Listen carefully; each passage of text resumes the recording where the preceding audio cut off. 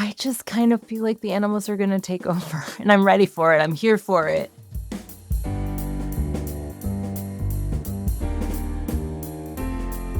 Welcome to the Hen Report from our hen house. This is Jasmin Singer. This is Mariann Sullivan. And here we are on... Oh, happy birthday, Jasmin. Happy birthday. Oh, thanks. It is my birthday today, although we're recording this the day before my birthday. Happy birthday tomorrow, which is today. How's that? Yes. Did I get it right? It's good. You know, when we used to have my grandma on, when we first started, I remember we had her on my birthday a couple times, and she said happy birthday. It was very sweet. I kind of feel like I should go re-listen to those and just hear her voice saying forgot happy she birthday. was on your birthday. Yeah. It has been like a week. Like, first of all, I'm a little under the weather, which I'm hearing a little bit. Yeah, I can hear it in your voice. I also have been nonstop rehearsing for the play. Well, you're very lucky because that means you can watch less news, because that would be it's immeasurably more wearing on the nerves than rehearsing. I can assure you. Yeah, the world is exhausted. Was this the week that he tore down half the White House? I can't remember. I can't remember when anything happened. Things that happened 2 days ago seemed like they happened 10 weeks ago, because so much happens every day. Right. No, I know. They tore down. I know. You can't be more on the nose. Like, it's hard to get your head around it, you know? Mm-hmm. Like, you say it, but it's like out of a book. Like, you read it somewhere, not that it's in real life. Right. Would that it were, but no, real life. Apparently.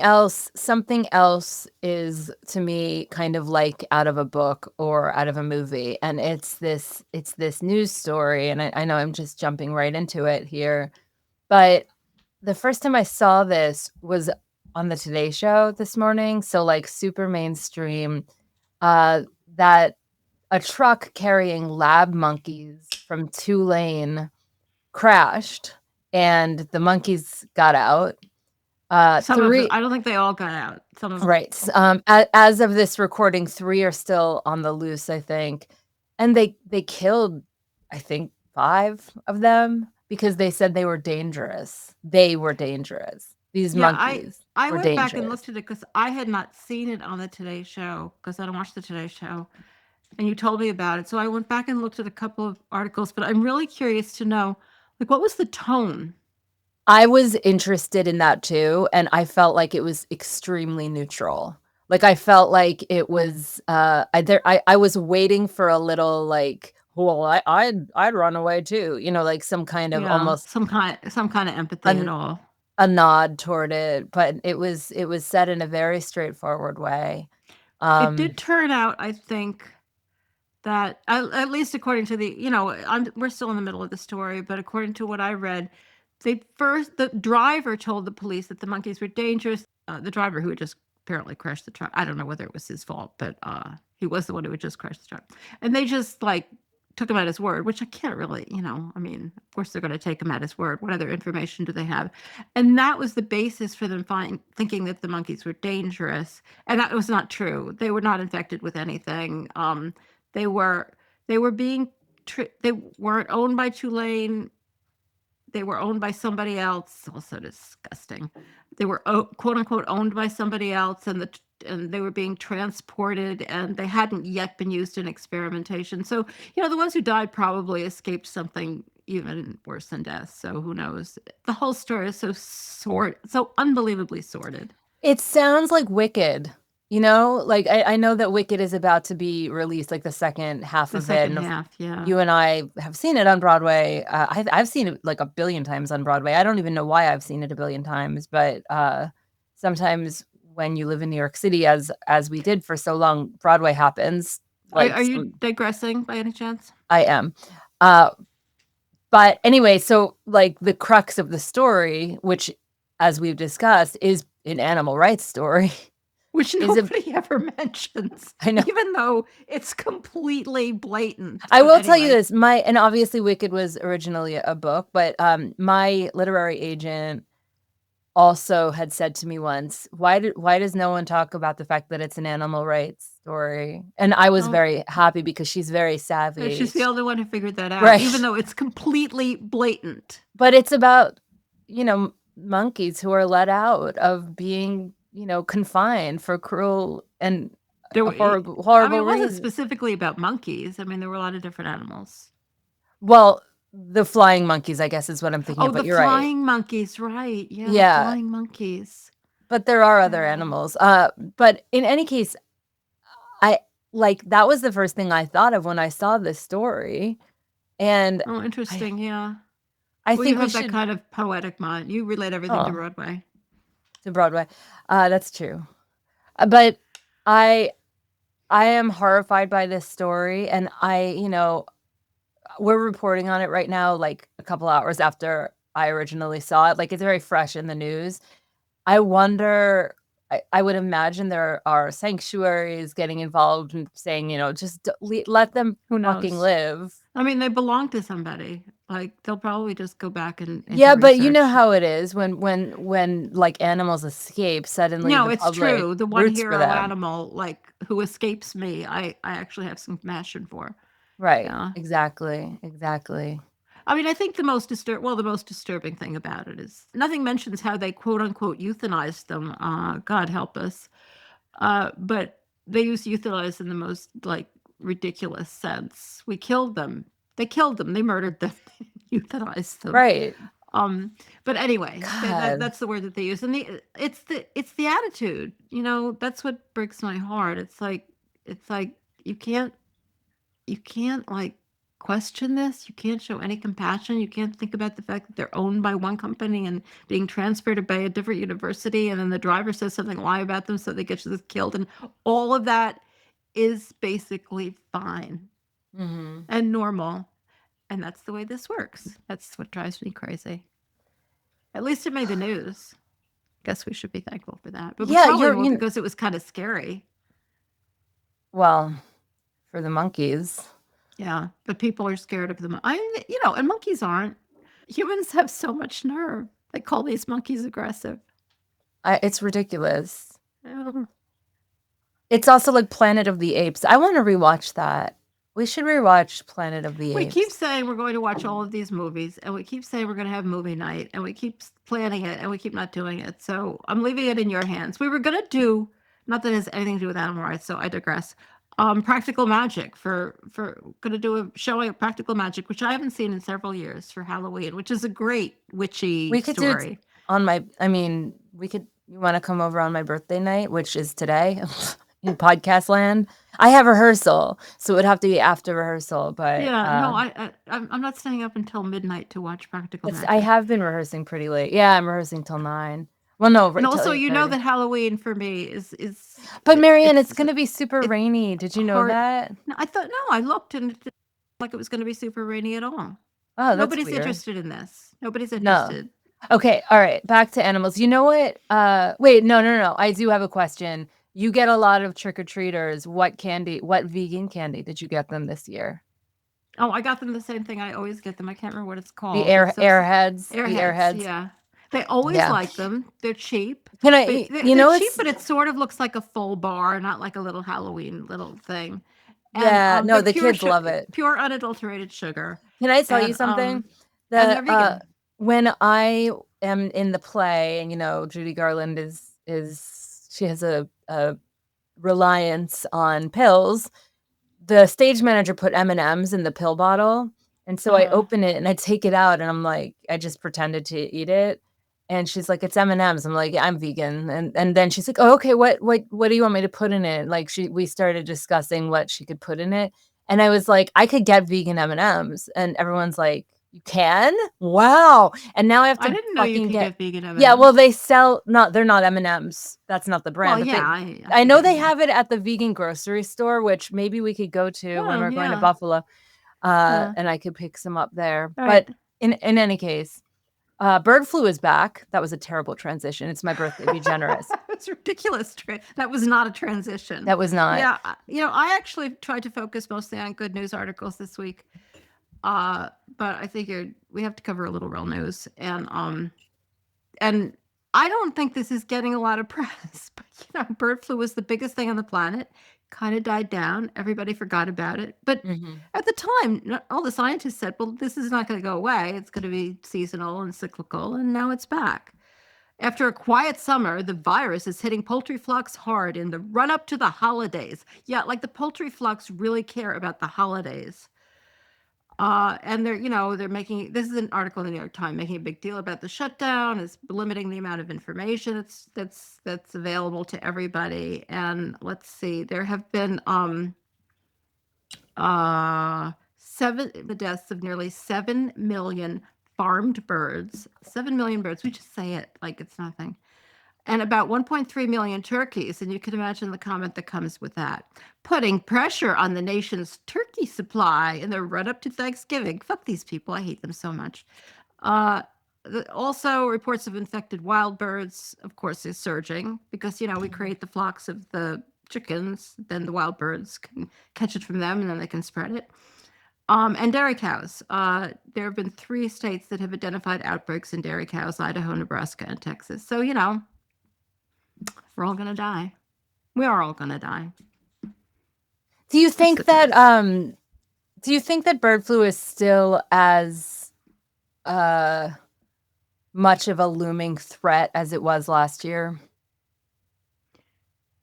Well, I don't think I have any way of answering that. It's like, how bad is the pandemic going to be? Like it kind of depends on things that I don't know enough about, and I don't think anybody knows enough about. It's back. Is it going to explode? Is it going to be just a cyclical thing? I don't think anybody knows the answer to those questions. We're just tossing the dice.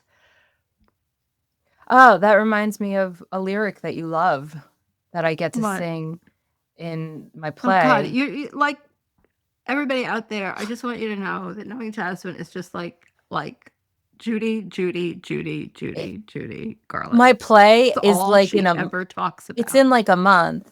Yeah, who cares?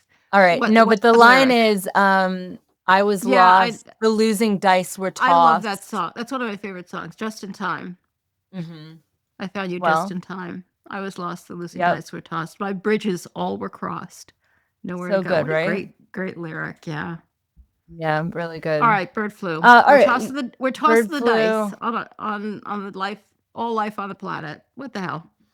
Why not? 6 animal rights activists are cleared over Yeah, grand this is an national old story, protest. and for some reason we never talked about it. I mean, not that we talk about absolutely everything. We just pick and choose a few things, but this is the kind of thing I usually do like to talk about. This is in the UK, and the trial has been threatened for a while. There's 6 animal welfare campaigners. They were charged with causing a public nuisance over these protests they staged at the Grand National, which of course is this race, and it's a very big deal in the UK, from what I understand. And they climbed the fences and went onto the track and demonstrated. So it really was kind of a big deal. And there were all these charges laid against them, and they were taken to trial. They were acquitted. I just love it. Oh, I love listening to you get a kick out of that. No, that's great. don't you just love it? I do. It I just do. makes me so happy. Yeah, I do. Um, all right. Well, the next thing is also not only gonna make you happy, but where are your sidekicks? The little kitty cat sidekicks? I usually see them making a They keep a their own schedules. Today it happens to be nap time. Oh, I see. Well, they would enjoy this story because, California banned cat declawing. Yeah. Also, this happened a little while ago, but very good news. Mhm. And I think a lot of people they say that up to a third of domestic cats are declawed, which seems like really, or oh no, it says 25% in North America. It says North America and Canada. Canada is in North America. This is from Plant-Based News, so they're in the UK. But just so you know, you're in the UK. Canada is in North America, and gets very fussy if this particular country that we're in tries to steal the word America. Anyway, I digress. Uh, and I think a lot of people don't realize cat declawing is really bad for cats. I guess sometimes it works out and they're okay. A lot of times it doesn't and they're really not okay. Mm. The Yeah, only, and the only thing is that cats sometimes claw furniture. I could take the computer over to my couch to demonstrate that in real time. And they, it's a problem, but who cares? yeah, I totally agree. I but y Well, some people do, and it's better for the certainly cats to have a life. So anything that you can do to mhm. provide things for your cats to claw is uh is much better than chopping their toes off. Well, and certainly some cities, including my old home in West Hollywood, had already banned it, but it's nice that Well, West Hollywood is always at the I forefront. know. Maybe Yeah. because you live there. I'm willing to take that Oh, as a well, possibility. that's a very nice birthday gift of yours to say to me.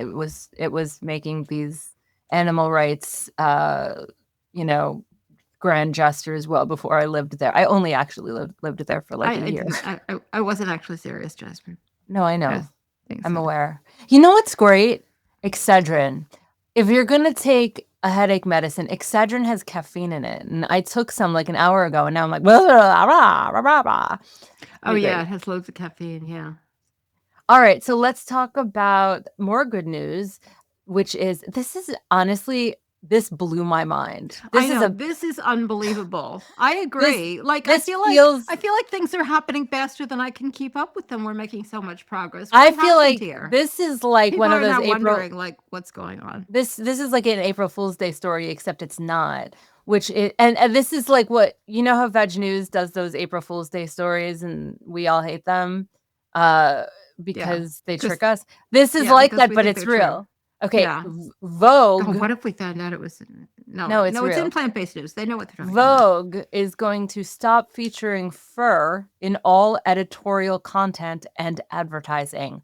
What? Yeah.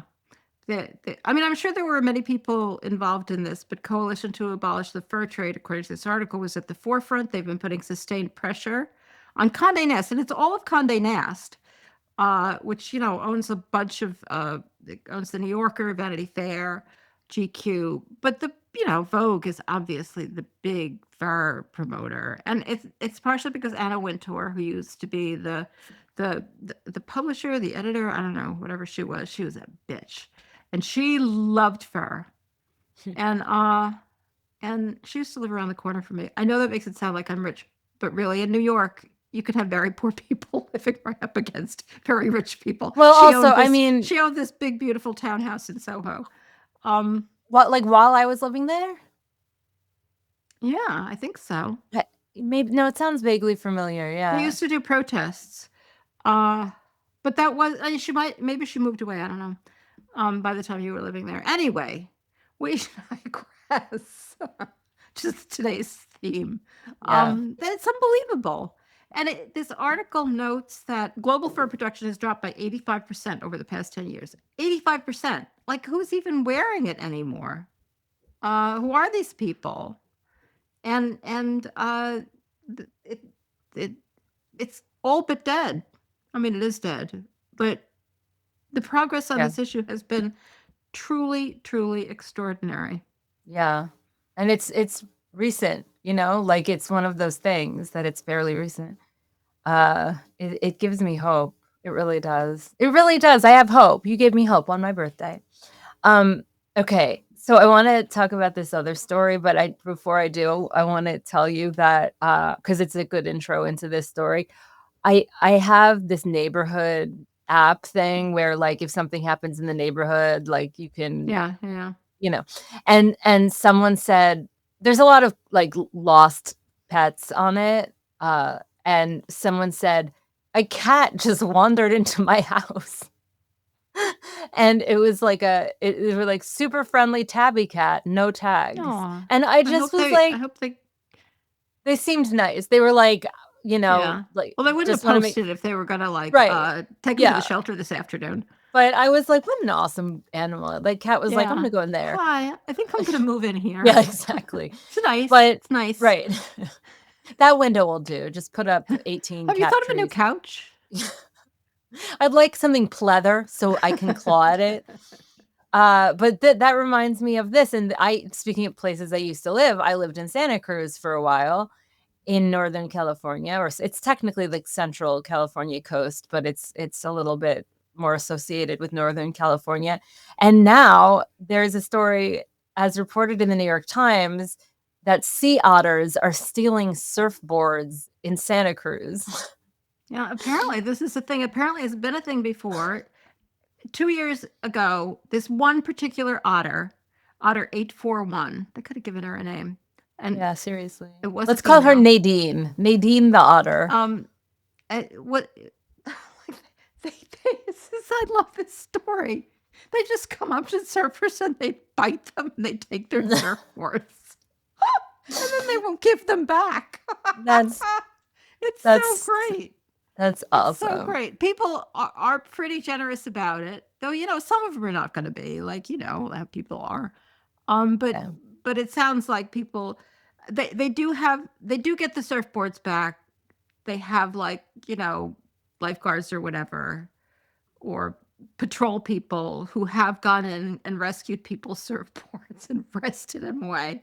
And this 841 Nadine, she was she had captured a lot of surfboards a while back, and then they found out she was pregnant and they felt bad, and then she had the babies, and she like took some time off. They don't know whether this latest run is being run basically by Nadine or somebody Nate else. and all of Nadine's little babies The were all bite learning how to surf. the one bite that they talk about, the woman who was bitten, she said it was an exploratory nip. It didn't puncture my skin or anything. So they're not making a big deal about it. So they're just like mouthing people and taking their Okay. surfboards. I It's just like want my to take a favorite moment. story in a long time. I want to take a moment to recap a few of the things we've talked about today. It says they're taking them to use them. I do not know whether these otters are literally surfing. That seems unlikely. Yeah, It seems but unlikely. I just want to take a moment. We started with monkeys who escaped their truck. Then we talked about a cat who walked into someone's living room, and now we're talking about these otters who are stealing surfboards. I just kind of feel like the animals are going to take over, and I'm ready for it. I'm here for it. I'm so here for it. Me too. A lot of this is talking about how to manage this, and keeping surfers safe, keeping the otters safe, and talking about the fact that the otters don't have enough room, that they don't have enough habitat. That's why this is happening. I just wonder, like, could people ever get to the point where they think, well, this is cooler than surfing? Like, not that surfing isn't cool, but this is really cool. This is a fabulous thing to have happen to you. Yeah. Like, do we have to say, oh no, but surfing is an important human activity and we have to Mhm. figure out how to save it? I know that's Right. not the worst attitude in the world when it comes to animals, but how much fun would it be to have your surfboard stolen by an It would be otter? that would be like the Facebook Yeah, status update of your life. totally. I love it. All right. This was fun.